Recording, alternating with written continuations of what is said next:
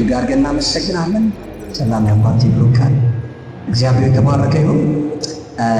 ዛሬ የእግዚአብሔርን ቃል በመዝሙረ ዳዊት 23ን እናያለን። እግዚአብሔር ይባረክ። የእግዚአብሔር እረኝነት በሚል ሐሳብ የእግዚአብሔርን ቃል እናያለን። በዚህ ምዕራፍ 23 ላይ ሁላችን እንደምናውቀው የዳዊት መዝሙር ነው። ዳዊት ደግሞ ስለ እግዚአብሔር እረኝነት የዘመረው ዝማሬ ነውና በዚህ መዝሙር 23 ላይ በእነዚህ 6 ቁጥር ውስጥ አንድ ሰው በሕይወቱ ላይ ስፔሻሊ ክርስቶስ እንደ ሕይወቱ ጌታና ዳኛ ከተቀበለበት ጊዜ ጀምሮ በሕይወቱ የሚያልፍበት 3 የሕይወት ደረጃዎችን በዚህ የእግዚአብሔር ቃል ላይ እናያለን። እግዚአብሔር ለዘላለም የተባረከ ነው። ቃሉን በጌታ ስም አነበዋለሁ። እንዲህ ይላል፣ እግዚአብሔር እረኛዬ ነው፣ አንዳች አይጎልብኝም። በለመለመ መስክ ያሳርፈኛል፣ በዕረፍት ውኃ ዘንድ ይመራኛል። ነፍሴን ይመልሳታል፣ ስለ ስሙም በጽድቅ መንገድ ይመራኛል። በሞት ጥላ ሸለቆ ውስጥ ብሄድ እንኳን አንተ ከእኔ ጋር ስለሆንክ ክፉን አልፈራም። በትርና ምርኩዝ እነሱ ያጽናኑኛል። ጠላቶቼ እያዩ በፊቴ ማዕድ አዘጋጀህልኝ። ራሴን በዘይት ቀባህ፣ ጽዋዬ ሞልቶ ይፈሳል። በሕይወቴ ዘመን ሁሉ በጎነትና ምሕረትህ በእርግጥ ይከተሉኛል። እኔም በእግዚአብሔር ቤት ለዘላለም እኖራለሁ ይላል። እግዚአብሔር ለዘላለም ይባረክ። በዚህ ዝማሬ ላይ ዳዊት ያለፈበትን በጌታ መንፈስ ተመርቶ የዘመረው ዝማሬ ነው። እግዚአብሔር ለዘላለም የተባረከውና በዚህ 6 ቁጥሮች ውስጥ ግን አንድ ሰው በተለይ ኢየሱስን የሕይወቱ ጌታና አዳኝ አድርጎ ከተቀበለ በኋላ በሕይወቱ ላይ የሚያልፉ 3 የሕይወት ደረጃዎችን በዚህ ክፍል ላይ እናያለን። የመጀመሪያው የሕይወት ደረጃ ምንድነው? ከቁጥር 1 2 እስከ 3 ባለው ክፍል ላይ እናያለን። የመጀመሪያው ምንድነው የሚለው? እግዚአብሔር እረኛዬ ነውና በአንዳች አይጎልብኝም። ወይም ደግሞ ምንድነው የሚለው? አንዳች በለመለመ መስክ ያሳድረኛል፣ በዕረፍት ውኃ ዘንድ ይመራኛል። ነፍሴን ይመልሳታል፣ ስለ ስሙም በጽድቅ መንገድ ይመራኛል ብሎ ይናገራል። እግዚአብሔር ለዘላለም ይባረክ። ስለዚህ የመጀመሪያው በዚህ ክፍል ላይ በጣም አንድ ሰው ስፔሻሊ አይታችሁ ከሆነ ኢየሱስ ክርስቶስን የሕይወታችን ጌታና አዳኝ አድርገን ከተቀበልንበት ጊዜ ጀምሮ ነገሮች ሁሉ እጅግ በሚያምር ሁኔታ ይንቀሳቀሳል። ያ ማለት ምንድነው? በዚህ ጋር ዳዊት የሚለው ምንድነው? ምንም የሚጎልብኝ ነገር የለም ነው። ጠይቄ ይሆንልኛል። እግዚአብሔር ለዘላለም ይባረክ። የሚያሳጣኝ ነገር የለም አለ። የምፈልገው ሁሉ አገኛለሁ፣ የምጠይቀው ሁሉ ይሰጠኛል። ክብር ለኢየሱስ። እና ይሄ በጣም ምቹ የሆነ ኮምፎርት ዞን አይታችሁ ከሆነ ጌታን ባገኘንበት ወራት ላይ ገና ሳንጸልይ ገና በልባችን ያሰብነው መልሱ ይሆናል። ገና አፋችን ታይሆናል። ገና ሳንበር ወይም ደግሞ ተንበርክከን እያለ እንዲህ በር እንኳኳል መልስ። ይሄኛው የሕይወት ፓርት እጅግ በጣም ሲቴብል የሆነ ምቹ የሆነ የተመቻቸ በጣም የሚገርም ነው። ታውቃላችሁ ሰው እኔ እንደዛ አስባለሁ። መቼም እግዚአብሔር መልካም አምላክ አይደለም። ሰው ልክ ክርስቶስን እንደግሉ አዳኝ አድርጎ ከተቀበለ በኋላ ነገሮች ከባድ ቢሆኑ ምናልባት እንደ ክርስትና እንደዚህ ነው ወይ ብሎ ሊሸሽ ሁሉ ይችላል። ቢቀርብኝ ብሎ ሊል ይችላል። ስለዚህ የመጀመሪያው ሲዝን ላይ የመጀመሪያው ወራት ላይ የመጀመሪያው የሕይወት ክፍል ላይ ሁሉ ነገር ለዛ ሰው ምቹ በቃ ሰላም፣ በረከቱ፣ የሚያስፈልገው ነገር ሁሉ የተለቀቀ ነው የሚሆነው። በየአቅጣጫው ቢገፋም እንኳን ከቤተሰብ ቢሰደድ እንኳን ወገኖቼ ሆይ በጣም በሚያምር በእግዚአብሔር ምሕረትና ቸርነት በሚያምር የሕይወት መስመር ክፍል የሚያልፉበት የሕይወት ምዕራፍ። ስለዚህ በዚህ ክፍል ላይ ዳዊት ሲናገር ምንም አይጎልብኝም፣ የለመለመ መስክ ነው፣ ያማረ ስፍራ፣ ሁሉ ነገር ቆንጆ ነው፣ ሁሉ ነገር ደስ ይላል፣ የምፈልገውን ሁሉ ኢሚዲየት አገኛለሁ አለ። እሱ ብቻ አይደለም፣ ስለ ስሙ ሲል አለ። ስለ ስሙ ሲል ነፍሴን ይመልሳታል፣ ስለ ስሙ ሲል በጽድቅ መንገድ ይመራኛል። በጣም የሚገርም ነው። ስለዚህ በዚህ የመጀመሪያው የሕይወት ምዕራፍ ላይ ነገሮች ሁሉ በጣም ያማሩ ናቸው። እንዴት ነው የሚያምር! ዛሬ አጥንት የሆነ እግዚአብሔር ቃል የምናየው በጣም የሚያምር ክርስትና ደስ ሲል በጣም ናይስ ነው፣ በጣም አሪፍ ነው፣ እንዴት ያማረ ነው። እግዚአብሔር ለዘላለም የተባረከ ይሁን። ነገር ግን ሕይወት በዚያ ያበቃል። እግዚአብሔር ለሶስተኛ የህይወት ምዕራፍ ላይ ሊያዘጋጅ ሲፈልግ ሁለተኛ የህይወት ምዕራፍ አለ፣ የማዕከሉ። ሁለተኛው የማዕከሉ ህይወት ደግሞ ዳዊት ምንድነው ብሎ አለው? በሞት ጥላ መካከል ብሎ የሚናገረው ክፍል ነው። ላይ ምንድነው አለው? ሁሉ ያማረ ነው፣ በለመለመ መስክ ያሳድረኛል፣ በረፍቱ ማዕዘን ይመራኛል፣ ሁሉ ነገር ተስተካክሏል። ሁለተኛው የህይወት ክፍል ግን ይገባል። አንድ ሰው በዚህ የህይወት ክፍል ላይ ሰው በተለያየ ነገር የሚያልፍበት የህይወት ክፍል ነው። በመቸገር ሊሆን ይችላል፣ መገፋት ሊሆን ይችላል፣ መሰደድ ሊሆን ይችላል፣ ብቸኝነት ሊሆን ይችላል፣ ተስፋ መቁረጥ ሊሆን ይችላል። እጅግ በጣም ቦሪንግ በሆነ የህይወት ክፍል ላይ ሰው ያልፋል። ብቻውን ሊቀር ይችላል። ትናንትና የከበቡት ሰዎች ዛሬ ላይ ላይሆን ይችላል። አያችሁ፣ ወደ ሁለተኛው ከባድ ወደ የሁለተኛው የህይወት ክፍል ውስጥ እግዚአብሔር ያስገባል። በደንብ ስሙ። ለዛ ነው ዳዊት ሁሉ ከተናገረ በኋላ አንድ ክፍል አይታችኋል። በሞትና በእኔ መካከል አንድ እርምጃ እስኪቀረኝ ድረስ በጣም ከባድ በተባለ ህይወት ላይ አልፏል። በሞትና በእኔ መካከል አንድ እርምጃ እስኪቀር ድረስ። ስለዚህ በብዙ ተሰድቧል፣ በብዙ ተገፍቷል። ዳዊት ታውቃላችሁ ለአጡ እስኪያዝረገርግ ድረስ እንጂ መስሎ ያመለጠበት ጊዜ ሁሉ አለ። ሳኦል ያሳደዋል፣ የገዛ ልጁ ያሳደዋል። የተለያዩ ሰዎች ይረግሙታል፣ ይሰድቡታል፣ ሊገሉት፣ ያሳዱታል፣ ያሰናክሉት የሚፈልጉ ነገሮች ሰዎች ብዙ በህይወቱ ላይ አልፏል። ስለዚህ እስከ መጨረሻ ድረስ ሀገሩ እስኪሰደድ ድረስ ዳዊት ያለፈበት የህይወት ሁለተኛው ክፍል ነው። ስለዚህ ዳዊት ይህን ክፍል የህይወት ክፍል ምን ማለት የሞት ጥላ ነው። የሞት ጥላ ማለት በጣም ከባድ፣ የሞት ጥላ በጣም ከባድ የሆነ የህይወት ክፍል በዚህ ክፍል ነው። ታውቃላችሁ ብዙ ሰዎች እነ መጀመሪያው ነገር አልሆንላቸው ሲል እግዚአብሔር ለትልቅ ነገር እየሰራቸው እንዳልሆነ ካልገባቸው በስተቀር በዚህኛው የህይወት ክፍል ላይ ብዙ የጸለዩ ነገራቸው ላይ ፈጥን ይችል ይሆናል። አያችሁ፣ በዚህ በሁለተኛው የህይወት ክፍል ላይ ነው እግዚአብሔር ትዕግስትን የሚያስተምረን። እግዚአብሔር ለትልቅ ነገር እግዚአብሔር ለዘላለም የተባረከ ነው። የእግዚአብሔርን ትልቅነት አሜን። እግዚአብሔር ብቻ ፍጹም እንደሆነ፣ እግዚአብሔር ብቻ እንደማይጥል፣ እግዚአብሔር ብቻ መልካም እንደሆነ የምንማርበት የህይወት ክፍል ነው። እግዚአብሔር ብቻ ረዳት እንደሚሆን አያችሁ። ትናንትና አጠገባችሁ የነበሯችሁ ሰዎች አጠገባችሁ እስከማይገኙ ድረስ ምናልባት በዚህ የህይወት ክፍል ላይ ብቻችሁ ልትቀሩ ትችላላችሁ። ዳዊት ቤቱን፣ ዳዊት መንግስቱን ሁሉ ለቆ የተሰደደበት ጊዜ ነበረ። ትልቅ የእግዚአብሔር ሰው አያችሁ፣ ብዙ ባሪያዎች ያሉት ሰው ቤቱን ጥሎ፣ ንብረቱን ጥሎ፣ ቤተሰቡን ጥሎ ጫካ ድረስ ጫካ ለጫካ ዋሻ ለዋሻ ሲሰደድ የኖረበት ዘመን ነበረ። ይሄኛውን ነው ዳዊት ምን አለው? የሞት ሸለቆ አለ፣ በሞት ሸለቆ አለፉ አለ። ግን አለ በሞት ሸለቆ ባልፍ እንኳን አንተ ከማን ጋር? ከኔ ጋር ስለሆንክ ክፉን ምን አልልም፣ አልፈራም። እስኪ አሜን ነው ወይ? የሞት ሸለቆ አያገኛችሁ። በክፉ ነገር ብታልፉ ክፉ ነገር አያገኛችሁ። እግዚአብሔር ለዘላለም የተባረከ ይሁን። እስኪ አሜን ነው ወይ? ለዛ ነው ሰው በዚህ ጊዜ ተስፋ ይቆርጥና ብሎ እጅግ በቃ ብሎ ሁለት ሀሳብ ወደ ዓለም ሊያለቅስ ሲል እግዚአብሔር ይመጣና ወይ በህልም ይናገራል ወይ ነቢያት ይልካል ለእግዚአብሔር ሰው እኔ ከአንቺ ጋር ነኝ፣ አልረሳሁሽም፣ አልጣልኩሽም፣ እረዳሻለሁ ሲል ወይ ጌታዊ ለካ ያየኛል፣ ለካ ይሰማኛል፣ ለካ ታየኛል ብሎ አልቅሶ ዋው ብሎ ከዛ አዲስ ነገር ሲጠብቁ ምናልባት ነገሩ ይዘልቃል። ታውቃላችሁ፣ ለዛ ነው አባብላታ ወደ ምድረ በዳ አወጣታለሁ የሚለው። ለዛም የልቤ ለልቤ እናገራታል። ይበልጥ ጌታን ለማወቅ አንዳንድ እግዚአብሔር ብቻችሁን ይፈልጋችኋል። በዙሪያችሁ ያሉ ይበትንና ብቻው ሊረዳችሁ እንደሚችል ብቻውን ለእናንተ በቂ ነው። መጽሐፍ እንደሚናገር እግዚአብሔር ያዕቆብን መራው። ብቻውን ያዕቆብን ምን አለው? እግዚአብሔር መራው። ብቻዬን መራው ታለ እግዚአብሔር። ክብር ለኢየሱስ ይሁን። ስለዚህ እግዚአብሔር ብቻውን ረዳት እንደሆነ እርባችሁ እንደማትሞቱ ብቻችሁ ናችሁ ምንም እንደማትሆኑ የምታዩት የህይወት ክፍል ነው።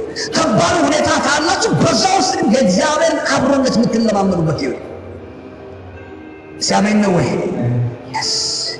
የሆነ ጊዜ ላይ ብዙ ነገር ያለው ሰው በዚህ በሁለተኛው የህይወት ክፍል ላይ ግን ሊጠይቁን ይችላል። ታውቃላችሁ ዳዊት የሚበላ አጥቶ እንደለመነ ንጉሥ የሆነ ሰው ነፍሱን ለማዳን መሸሸጊያ የፈለገ ሰው በየአቅጣጫው እና ክፉ የመሰሉ ክፉ መካሮች የተነሱበት ባመናቸው ሰዎች የተገዳበት የራሴ ያላቸው ሰዎች ጀርባቸው የሰጡበት እየሳቡ የወጉት ዘመን አለ። ስለዚህ ዘመን ያለው ዳዊት ክፉ አለ፣ የሞት ጥላ አለው። የሞት ጥላ የሚመስል ህይወት ውስጥ እግዚአብሔር አሳልፎኛል አለ። ነገር ግን በዚህ የሞት ጥላ በሚመስል የህይወቱ ምዕራፍ ሳልፍ እግዚአብሔር ግን ከኔ ጋር ነበር፣ አልተወኝም፣ አልጣለኝም። ሳዝን አጽናንቶኛል፣ በብቸኝነት አለሁልህ ብሎኛል። እስኪ አሜን ነው ወይ? ሲጮና አሜን በሉ እስኪ። ይህ የሁለተኛው ምዕራፍ ከዛ ዳዊት እንዲያል እስኪ አሜን ነው ወይ? ለካ ለዛው መጽሐፍ ቅዱስ ሲናገር ዳዊት ምናምን ለካ አለ ያስጨነቀኝ ለመልካም ሆነ። የሆነ ታይም ላይ ተጨንቋል። አይኖቹን የሆነ ሳምቲንግ ለማግኘት አይኖቹን ያካተተ ዘመን ነበር። ማንም አረዳኝምና እግዚአብሔር ግን ሰማይና ምድር ከሰራዋል ሲያመኝ ተራሮችን ከሰራ ረዳቴ ስሯል። ረዳቴ እግዚአብሔር ተራሮችን የሰራ እግዚአብሔር አያችሁ። ስለዚህ ብቻው በሆነበት ሰዓት እርዳታ በፈለገበት ጊዜ ላይ ያጣበት ዘመን አለ። ለዛ ነው አንተ ከኔ ጋር ነው ያለው። ለዚህ እግዚአብሔር እኔ ረዳት ነኝ አለ። ስለዚህ ይሄ ሁለተኛው ክፍል ላይ በጣም በብዙ ስትራግል፣ በብዙ ቻሌንጅ፣ በጣም በቅርብ ሆናችሁ ሰዎች በብዙ ፋይቲንግ ብዙ ስም ሊሰጣችሁ ይችላሉ። በብዙ ነገር ልታልፉ ይችላላችሁ። ከቅርብ እስከ ሩቅ ያለ ሁሉ እንደምታስብ ላይሆን ይችላል። ይህ የሚሆነው ግን ለጥፋት ሳይሆን ለሶስተኛው የህይወት ክፍል ላይ እግዚአብሔር ያዘጋጀ ሶስተኛው የህይወት ክፍል ይሄ ነው። ከዚህ የሞት ጥላ መካከል በሚመስል ህይወት ከወጣችሁ በኋላ ሶስተኛው የህይወት ክፍል አለ። እሱም እንደዚህ ይለዋል። እግዚአብሔር ለዘላለም ይባረክ። ጠላቶችን ያዩ ራሴን በዘይት ቀባ፣ የቅባት ጊዜ። ከዛ ጽዋዬ ሞልቶ ሊፈስ በፊቴ ገበታ አለ። እነማን እያዩ? ትናንትና አለ ኢየሱስ ክርስቶስ ጌታ። ትናንትና ጀርባቸው እይቄቸው ፊታቸውን ያዞሩልኝ እያዩ እግዚአብሔር ሞልቶ የሚፈስ ገበታ፣ ሞልቶ የሚፈስ ጽዋ ሲያመን ነው። የወቻለም ቅባትን አዘጋጀልኛል። እግዚአብሔር ጠላቶች እያዩ ምን አለኛል? ቀባኝ። ስለዚህ የሶስተኛው የህይወት ምዕራፍ ላይ ለመግባት በሁለተኛው የህይወት ምዕራፍ ማለት ግን የሞት ጥላ የሚመስል ስለዚህ የሞት ጥላ የሚመስል ህይወት ውስጥ ባለፋችሁ ጊዜ ግራ እንዳይገባችሁ ሶስተኛ የሚጠብቃችሁ የክብር ህይወት አለ። እስኪ አሜን ነው ወይ? እስኪ ከዚህ በላይ አሜን።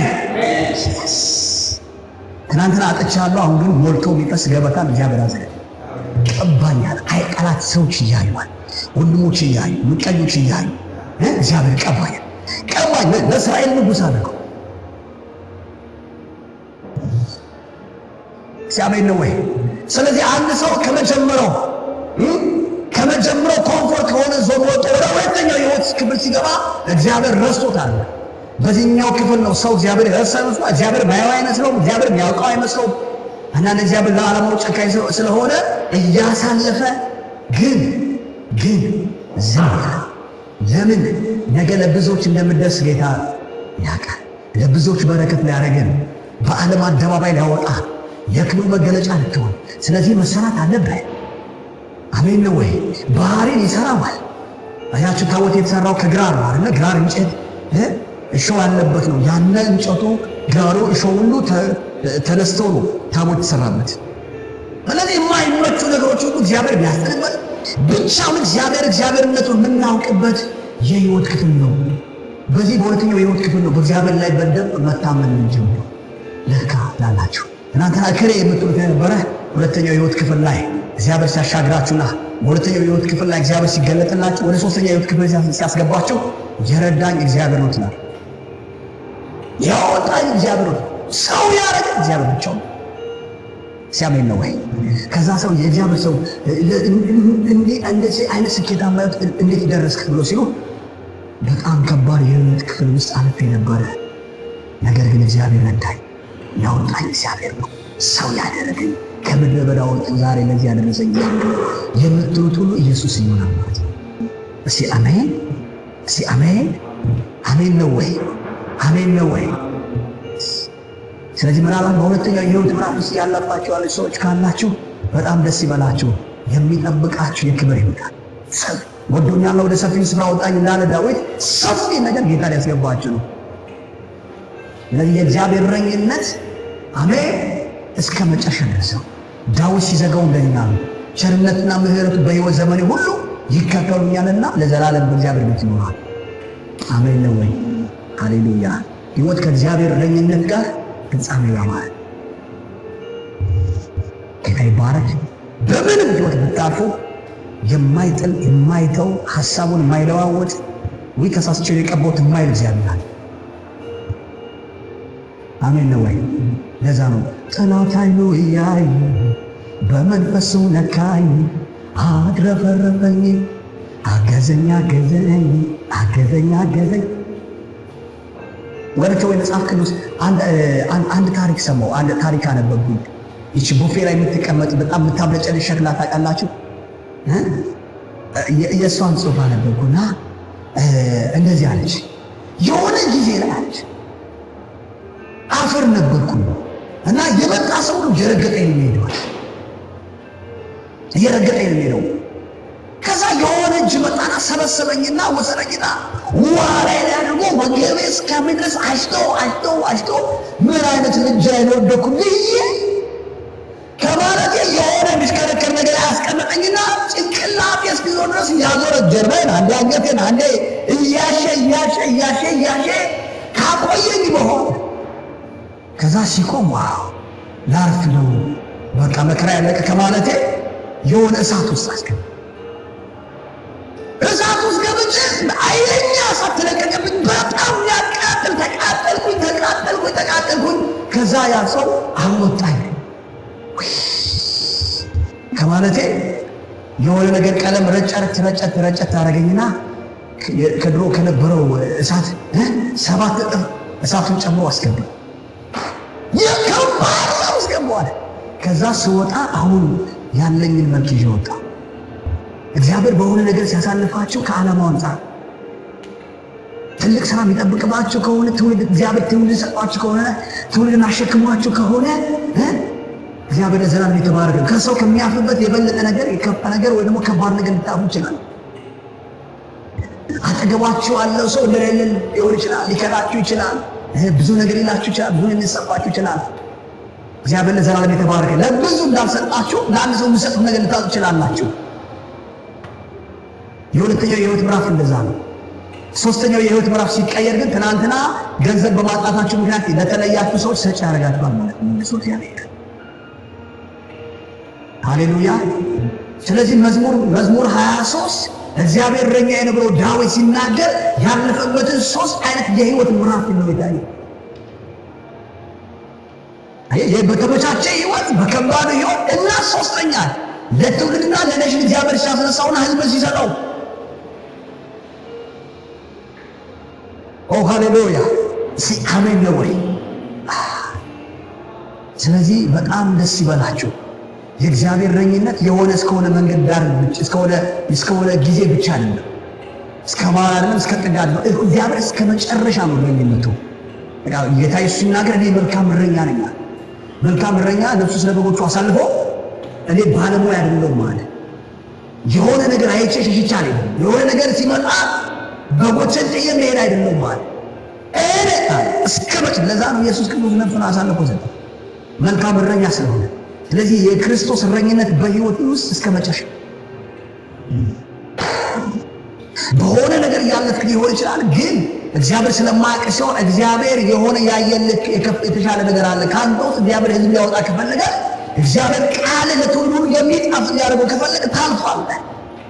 በብቸኝነት አልፈህ ነገ እግዚአብሔር አጠገቤ ነው ስትል ንግግር ራሱ ሰውን ያሻል። በተሰራ ህይወት ውስጥ የሚወጣ የእግዚአብሔር ቃልና የእግዚአብሔር ሐሳብ የሚፈውስ ነው። ሲአሜን ነው ወይ? ሲአሜን ነው ወይ? ለዛ ነው ዳዊት እነዚህን ሁሉ የህይወት ክፍሎችን ሁሉ አይቷል ዳዊት። መጨረሻው ግን መጽሐፍ ቅዱስ እንደሚናገር በብዙ ባለጠግነት በብዙ ክብር በገዛ ዘመኑ የእግዚአብሔር ሐሳብ አገልግሎ ዘመኑን ጨረሰ። መጨረሻው ያማረ ሆነ፣ የተዋበ ሆነ፣ የተስተካከለ ሆነ። ሲአሜን አሜን ነው ወይ? ስለዚህ የማይጥል ይዟቸዋል፣ የማይለቅ እጅ ላይ ተቀምጣቸዋል። የጠራችሁ የታመነ ነው፣ የቀባችሁ የታመነ ነው። ታማኝ አድርጎ ቆጠራችሁ፣ ለዘላለም የታመነ ነው። እርሱ ታማኝ ነው። ሲአሜን ነው ወይ? አንዳንድ ጊዜ ሰው በሁለተኛው የህይወት ምዕራፍ ውስጥ ሲያልፍ እግዚአብሔር የጣለው ይመስላችኋል። አንዳንድ ሰዎች እግዚአብሔር ሰው ከሱ ፊቱ ዘወር ያደረገ የእግዚአብሔር ፍቅር ነው። የእግዚአብሔር ፍቅር ዘላለማዊ ፍቅር መጽሐፍ ሲናገር በዘላለም ፍቅር ወልጄሻለሁ። አሜን ነው ወይ? አሜን ነው ወይ? ሃሌሉያ ሃሌሉያ። ዋ ስለዚህ አንድ ትንቢታዊ ቃል ልንገራችሁ። ከፊት ለፊታችሁ በጣም የከበረ ህይወት ይጠብቃችሁ። በጣም ሰው ሁሉ ያለ እግዚአብሔር በህይወታችሁ ላይ የሚገለጥ ክብሩ የሚገለጥ ማዳኑ የሚታይበት ኢየሱስ ክርስቶስ ጌታ ነው። ሲያሜን እግዚአብሔር በሙላት በማዳኑ የሚገለጥ ዛሬ ሊያዩአችሁ የጠሏችሁ ነገ ልብሳችሁ ለመዳሰስ የሚሽቀዳደሙበት ጊዜ ይመጣል። ዛሬ ናሻ የጠጣው ቢዚ ያለ ሰው ነገ የአንድ ዓመት ቀጠሮውን ላያገኝ ይችላል። እግዚአብሔር ዘመን ነው። ስለዚህ በሁለተኛ ህይወት ውስጥ ሰው ሲያል ምግንድናትን ወገኖች ወይ ስለዚህ የእግዚአብሔር አጀንዳና ፕሮግራም ያለበት ሰው ጋር እንዲያም እንዲህ ማለት አያስፈልግም። እግዚአብሔር ለዓላማው ጨካኝ አምላክ ስለሆነ ታማኝ ስለሆነ ሃሌሉያ። ደስ መጽሐፍ ሲናገር ለእናንተ ማስባትና ሐሳብን ያውቃለሁ ፍጻሜና ተስፋ ሰጣችሁ ዘንድ የሰላም ሐሳብ እንጂ የክፉ አይደለችም ብሎ የተናገረው እግዚአብሔር ለሰው ነው። እግዚአብሔር ጨዋታ አያውቅም። በሰው ህይወት ላይ እግዚአብሔር አይቀልድም። በሰው ዘመን በሰው ዕድሜ ላይ ነው። እግዚአብሔር እንደዚህ አይነት አምላክ አይደለም። ስለዚህ በአንተ ህይወት ላይ ትልቅ እግዚአብሔር ዓላማ አለው። በአንቺ ህይወት ላይ እግዚአብሔር ትልቅ ዓላማ አለው። መጽሐፍ ሲናገር ዳዊት እንደዚህ ያለ እግዚአብሔር በኔ ላይ ያለውን ዓላማ ይፈጽመዋል አለ። እግዚአብሔር ዓላማ ጠላት ወደደም አልወደደም፣ ነገሩ ከበደም አልከበደም፣ በእያንዳንዳችን ህይወት ላይ ያለው የእግዚአብሔር ፕሮግራም መሆኑ ግድ ነው። እስቲ አሜን ሲጮና አሜን ወርስ ሰው አንድ ነገር ልንገራችሁ። ህዝብ ከፊታችኋል እግዚአብሔር ከሆነ ከተመቻቸ ነገር ወርዳችሁ የሆነ መሀል ያላችሁ በእውነት ላችሁ ሶስተኛ ህይወት የሚጠብቃችኋል። ሰላዘር ለዛ ባንዳንድ የበብዙ ነገሮች ላይ ሳልፍ ግራ ይገባኝ ታውቃላችሁ። ሁሌ እስቃለሁ። ለምን ካላችሁ የጠራኝንም አውቃለሁ፣ ድምፁንም አውቃለሁ። ምን አይነት ህይወት ከፊቴና ላይ ገባኝ ሰው እና ግራ ይገባኝ። ሰው ቢቃየር ግራ ልጋባም ወይ ምን ነው አይደለም። የገባኝን የእግዚአብሔር ቃል ነው የምነግራችሁ። እግዚአብሔር ያስተማራኝ ሰው የእግዚአብሔር እረኝነት በአንተ ህይወት ውስጥ አንተ እስከ ማክበር ድረስ ነው። ልጁን ኢየሱስ ክርስቶስ በአንተ እስከ መግለጥ ድረስ ነው። ሲያማይ ከዛ ዳዊት እንደዚህ ያለ ጠላቶቼ እያዩአል ገበታን አዘጋጀን እያለ ትናንትና እኮ ናባል የመሰለ ሰው እኮ ለምኗል ቢበላጡ። አሁን ግን እግዚአብሔር ምን አለ? የተትረፈረፈ ገበታ ሞልቶ የሚፈሰው ጠላት ሊያየኝ አከበረኛል። ስለዚህ የአባቴ ብሩካን የእግዚአብሔር እረኝነት በቅዱሳን ህይወት ውስጥ ይህን አይነት መልክ አለ። ታችሁ ሲመቻች ብቻ አይደለም እግዚአብሔር እረኛ የሚመስለው። በሆነ ነገር ውስጥ ያለፋችሁ እግዚአብሔር ከእናንተ ጋር ነው። እግዚአብሔር አይለወጥም። መለወጥ በሱ ዘንድ የለም። ሃሌሉያ ሃሌሉያ እስቲ ሃሌሉያ። እስቲ እንደዚህ ውስጥ የከበረ ህይወት ይጠብቀኛል በሉ። ሰፊ ህይወት ይጠብቀኛል በሉ። ሰፊ ገበታ ይጠብቀኛል በሉ። እግዚአብሔር ይባርካቸው። ደግሞ ይህ ይሆናል። የእግዚአብሔር ቃል የታመነ የነጠረ ስለሆነ የስ ክብር ለኢየሱስ ይሁን። ስለዚህ ሶስተኛ ታላቅ ህይወት ከፊት ለፊታችሁ እንደ እግዚአብሔር ነብይ ነው የምነግራችሁ። ይጠብቃችሁ ሰፊ ስራ ህዝብ ይጠብቃችሁ። በጣም ሰፊ ገበታ የተትረፈረፈ ነገር ጌታ ነው ለትውልድ የምታከፍሉት ነገር። ዋው ክብር ለኢየሱስ ይሁን። ኢየሱስ ክርስቶስ ጌታ ነው።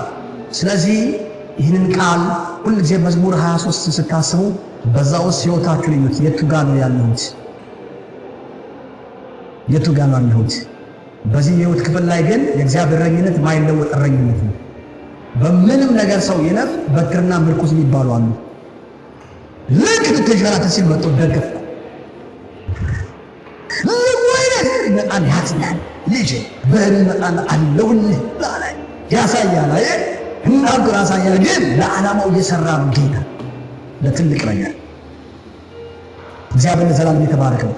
ብዙ የእግዚአብሔር ሰዎች ታሪክ ብታነቡ ወይም ደግሞ ብትጠይቁ ወይም ደግሞ ብትሰሙ እግዚአብሔርን ቃልም አሁን በህይወትም ያለፉትን ጋርስ ጀነራል የሆኑ እግዚአብሔር ከተገለጠባቸው ሰው ታሪክ ስታነቡ በእንደዚህ አይነት የህይወት ምዕራፍ ያለፉ ሰዎች ናቸው። እግዚአብሔር ይባረክ። ኢየሱስ ክርስቶስ ጌታ ነው። ስለዚህ የእግዚአብሔር እረኝነት በሰው ህይወት ውስጥ ያለው ይሄ ነው። እግዚአብሔር ይባረክ። እግዚአብሔር ይመስገን። ጸልያለሁ ናችሁ። ሃሌሉያ